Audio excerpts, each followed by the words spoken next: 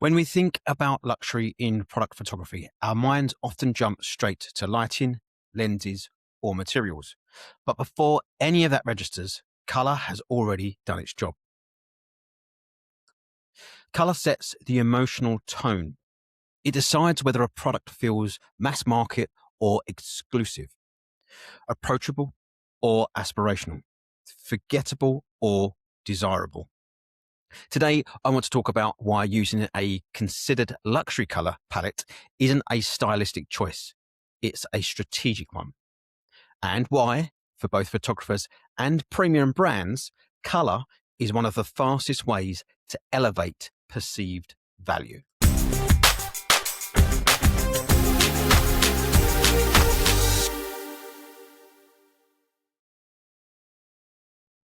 Hello and welcome to the Visual Storytelling Podcast with me, Gary Fernon. Let's dive straight into what luxury color really means. Luxury color palettes are rarely loud. They don't shout for attention.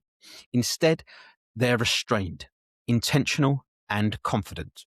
Think muted neutrals, deep tones, soft contrast, and colors that feel grounded rather than trendy. Charcoal instead of black, cream instead of white, forest green rather than neon. Luxury isn't about using more color. It's about using less, but with purpose. For photographers, this means understanding color as part of the composition, not an afterthought. For brands, it means recognizing that color is part of the product's identity, not just its packaging. Here's the uncomfortable truth. Most people don't evaluate quality logically. They feel it. A luxury color palette creates an emotional shortcut.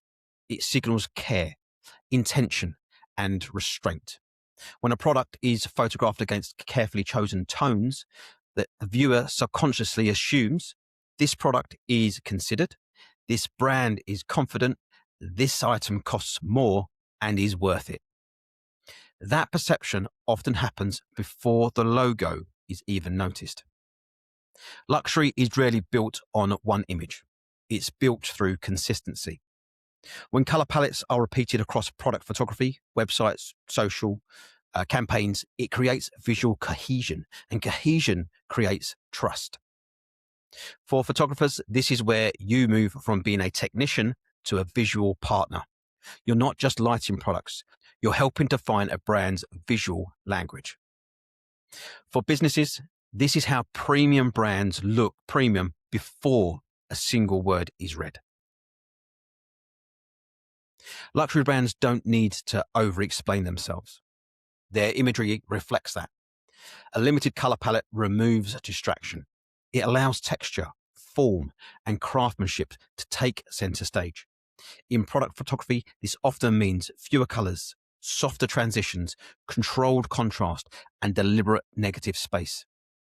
The result is imagery that feels calm, assured, and expensive without ever needing to say so. For photographers, a luxury color palette is about elevating your work and attracting higher-end clients. It signals taste, understanding, and alignment with premium brands. For businesses, it's about respecting your product. If you're selling something positioned as premium, the visuals need to carry that same weight. Luxury isn't added in post. It's designed from the first color decision. In product photography, color isn't decoration, it's communication. A luxury color palette tells your audience who the product is for, how it should be perceived, and why it deserves attention. And in a world where everyone is competing to be louder, luxury often wins by being quieter. So what makes a color palette feel luxury? Well, luxury palettes usually share a few traits. Low to mid saturation, so nothing feels fresh and out of the tube. Limited contrast. Colors sit together, not fight each other. Depth and brightness, they're rich, grounded tones, and there's a temperature consistency, so warm with warm, cool with cool. Luxury is less about the individual colors, more about the relationship between them. So let's look at luxury color palettes that work well together.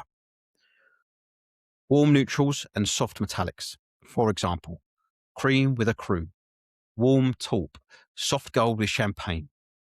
And why this works? Well, this palette references craftsmanship, heritage, and tactility.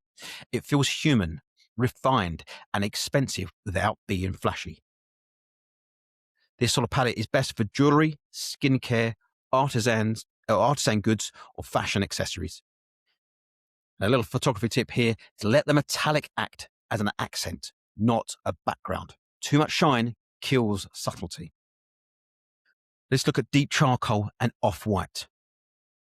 So, for example, charcoal with grey, bone with ivory.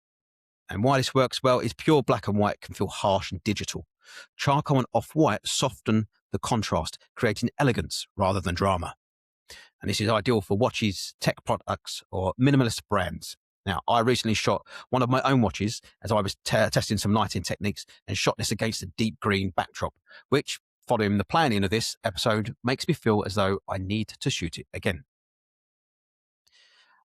I'm definitely going to shoot it again. Now, photography tip here is texture matters. Matte surfaces elevate this palette instantly. Now let's look at earth tones and muted greens. For example, clay, sand, olive, and forest green. This works well. This palette signals authenticity, sustainability, and longevity, and all key luxury cues right now. It's best for wellness brands, fragrances, homeware, and premium food and drink. A little tip here is natural light enhances this palette more than hard studio light. Navy and warm neutrals work well together. So deep navy, camel, and stone. And this works because the navy replaces black with something softer and more considered. Paired with warm neutrals, it feels timeless and quietly confident. Ideal for menswear, leather goods, and heritage brands. But avoid pure saturated blue as the depth is key. Monochrome with subtle variation. So, for example, multiple tones of beige, greys layered from light to dark. The monochrome palettes allow form, material, and detail to carry the story. This is classic luxury move, and it's ideal for high-end fashion, sculptural products, and design-led brands. A little tip here is separation comes from light and shadow, not color contrast. So with luxury accents, you've got to use these sparingly because these colors can feel luxurious when restrained. For example, burgundy, emerald, deep plum, ink blue. These used as accents, they introduce richness without overpowering the frame. Now, based on that list of colors, kind of re-emphasizes why you need to use those sparingly.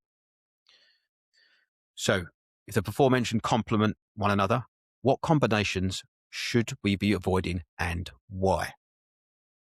So we should be avoiding high saturation and high contrast. For example, bright red with pure white, neon colors paired with black. This fails because these combinations trigger associations with fast retail, sales, and urgency, the opposite of luxury, which relies on patience and desire. Too many statement colors, so 3 or more bold hues competing, almost like a rainbow styling. This fails because luxury is edited. Excess choice suggests insecurity rather than confidence. Cool and warm, but without intention. So cool grey and warm brown, blue tinted white and beige. This fails because the mixed temperatures can feel accidental and visually uncomfortable, breaking immersion. Trend-led colors without brand context. So the overuse of seasonal color of the year, ultra-modern palettes for heritage brands. These all failed because luxury brands are expected to outlast trends. Trend-heavy palettes date imagery quickly. Pure black and pure white fail most of the time. Why is it risky? Well, while iconic, this pairing is unforgiving. Any lighting or exposure mistakes become obvious, and it often feels more graphic than luxurious. So remember, luxury color palettes don't demand attention. They reward it. Now, to finish off, I wanted to share a simple onset decision framework for luxury color that you can keep to hand for reference rather than trying to remember everything I've discussed in this episode. I'll talk through this in a moment, but if you wanted a copy to print off, then email me at gary.fernon@photoreceptorcell.co.uk and I'll happily send it over. I will leave my email in the description. So here is a simple onset decision framework for luxury color. Think of this as a 5-step filter. If a color choice doesn't pass the filter, it doesn't make it into the frame. 1. Start with the product, not the background. So ask yourself this question: what color is the product already speaking? And then before adding anything, look at the product's dominant color. Note its undertone. Is it warm or is it cool? Notice its finish. Is it matte, gloss, or metallic? Your palette should support the product and never compete with it. If the product disappears, the color choice is wrong. Choose one anchor color. So ask yourself a question: what single color sets the mood? This is usually a background, a surface, or a dominant prop. The rule here is pick one anchor color only. So common luxury color anchors are charcoal, stone, navy, warm beige, or muted earth tones. Everything else exists to serve this anchor. You need to limit the palette to 3 tones. So can you describe this palette in one breath? So onset aim is to aim for the anchor color, supporting neutral, optional accent. And if you need to list more than 3 colors, it's already too busy. Luxury is edited, not added. Check your temperature consistency. So ask yourself, do all colors agree on warm or cool? A quick test is warm product equals warm background and props, cool product, cool background and props. If something feels off, but you can't explain why, it's usually temperature clash. Now, you can fix this before lighting it. So lighting can't save a mismatched color temperature. So then you have to think about removing one thing. Ask yourself, what can I take away and lose nothing? So before you shoot, remove one prop or simply one color, or reduce contrast slightly. If the image improves, you've found the luxury decision. Premium imagery often comes from what you resist adding. Now, the 10-second luxury check, which is great if you're under pressure on set, is before pressing the shutter, ask yourself, does this feel calm? Does it feel confident? Does anything feel like it's trying too hard? If the answer to the last question is yes, remove or mute it. So, in summary, luxury color decisions aren't made by asking what looks good, but by asking what's necessary. Now, before I conclude this episode, I have a small ask. I'm looking to have more guests on the podcast to provide you with more value. With that in mind, what are some areas you're struggling with when it comes to your creative journey that you would like the answers to? Let me know by either leaving a comment on this episode or getting in touch directly. Equally, if there are aspects of running or building a business or creative business that you would like discussed, or even if you do it just for the pleasure and would like to delve deeper into something specific, let me know and I'll see if I can get a guest within that area on the podcast. And I'll leave my social handles in the description. Once again, thank you for lending me your ear. I genuinely appreciate your time. And don't forget to follow the Visual Storytelling Podcast. Until next time, be creative, be inspired, be you.